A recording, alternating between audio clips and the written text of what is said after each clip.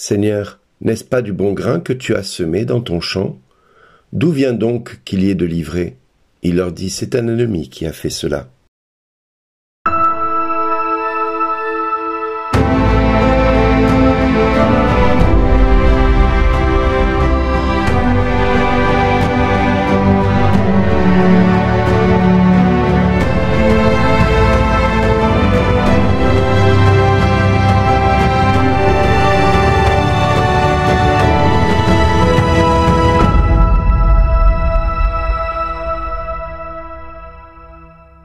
Aujourd'hui, le message vous est adressé par Bernard Dille. Bonjour les amis, l'Évangile nous propose aujourd'hui l'opportunité de nous référer à la vie en communauté. Dans une vie communautaire, il y a souvent le bien et le mal qui se lient et qui veulent travailler ensemble pour essayer d'apporter l'Évangile à toutes les nations. Quand je dis le bien et le mal s'associent effectivement parce que tout être communautaire a en lui le bien et le mal à cause du péché qui l'habite. Le bien, c'est Dieu, le péché, c'est le monde d'où ils viennent. Et nous l'avons vu souvent dans des communautés, la difficulté est de lier fraternité au sein même d'une communauté. Donc l'évangile et le péché s'y mélangent toujours, et l'attitude logique serait celle d'en finir avec une telle situation, comme les serviteurs prétendent, veux-tu que nous allions enlever le mal qui est là? Non, Dieu nous dit de prendre patience, Dieu est infiniment plus patient que nous, et il nous demande de travailler ensemble pour la gloire de Dieu. Il attend jusqu'au dernier moment que chaque être humain puisse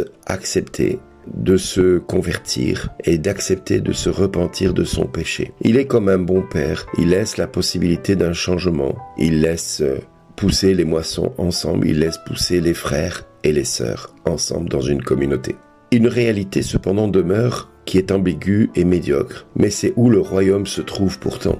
Il s'agit de nous sentir convoqués à découvrir tous les signaux du royaume de Dieu à travers cette situation-là. Pour pouvoir consentir à se laisser façonner par Dieu, il est important de laisser en nous la grâce de Dieu qui vient nous renforcer dans cette volonté de travailler ensemble. D'un autre côté, on ne peut pas se contenter de la médiocrité. On ne peut pas se contenter du péché qui est là comme étant une évidence et avec lequel nous devons faire vie commune.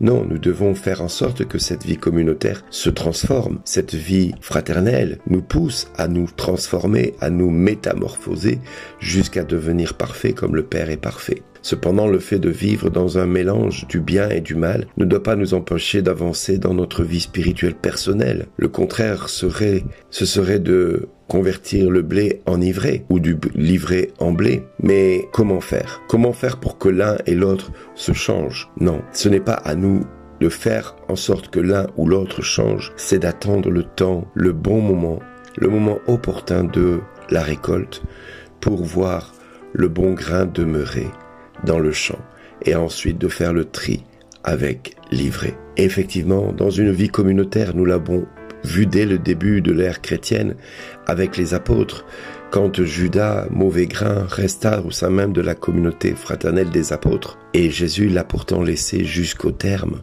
au sein même de cette fraternité des disciples. Il l'a laissé grandir, il l'a laissé guérir les malades, tout comme les autres apôtres. Il ne l'a pas ôté.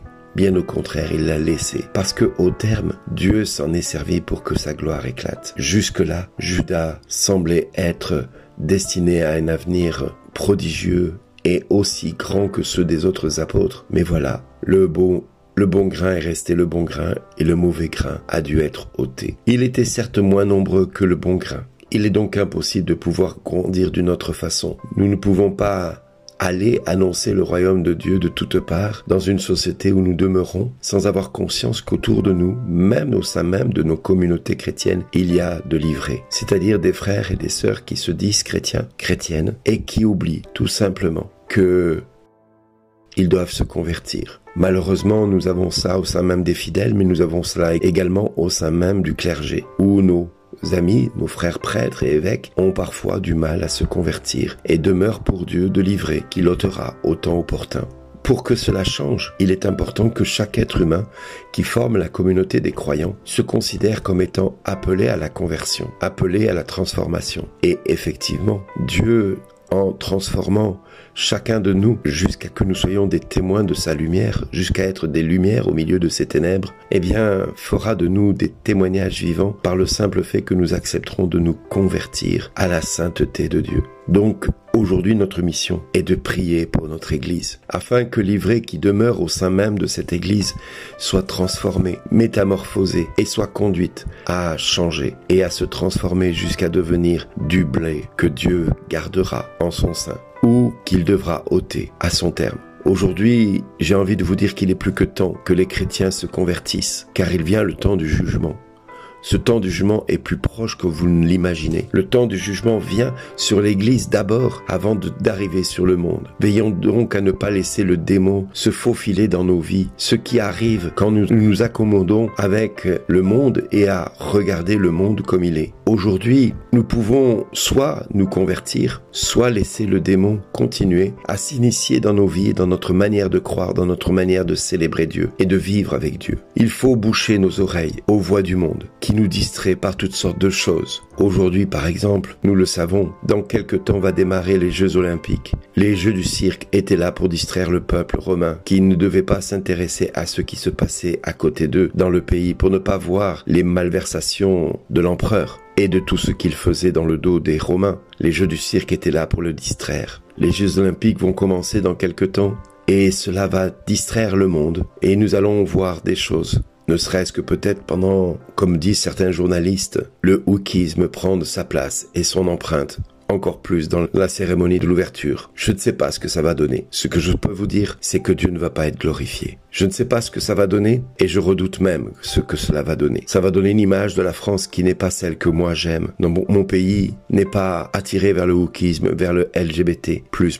Non, ce n'est pas ça que je rêve pour mon pays. Je rêve que mon pays soit saint et je rêve que mon église s'élève face à tout ce qui peut être comme courant LGBT+, vers tout ce qui est le wokisme, tout ce qui est inclusif et tout ce qui est tourné vers le libertinage et la perversion. Oui, j'aimerais que l'église s'élève en disant que le monde et la France ne peut pas s'abaisser à une telle bassesse, à une telle humiliation devant l'humanité tout entière. Non, nous sommes un peuple qui devrions être dignes de ce que nous sommes et l'Église devrait être digne de ce qu'elle est. Alors, vous le voyez, l'ivrée est partout. L'ivrée est vraiment partout. Prions le Père pour qu'il ait en nous la grâce de nous donner la sainte patience face à ce qui se passe. Mais ne soyons pas incrédules, ne soyons pas naïfs non plus. Le péché est partout, y compris autour de nous. Soyons donc, nous, des témoins au milieu de ces ténèbres. Soyons donc des lumières et brillons par notre sainteté au milieu de ce monde. Et Dieu pourra nous dire, au moment opportun, au moment de la cueillette, « Mon enfant, merci d'exister. »